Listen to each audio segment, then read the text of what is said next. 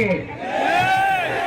সরকারকে আমরা ট্যাক্স দেই, আয়কর দেই, আমরা সরকারকে পয়সা দেই যাতে সরকার এই উন্নয়নের কাজগুলো করে। আমরা সরকারকে পয়সা দেই যাতে বিনামূল্যে সরকারি স্বাস্থ্য সেবা আমরা পেতে পারি। সুতরাং সরকারে যেই আসুক না কেন, আমি একজন স্বতন্ত্র এমপি প্রার্থী হিসেবে সেই সরকারকে বাধ্য করব যাতে স্বাস্থ্য সেবা আমার এলাকার মানুষ পায়।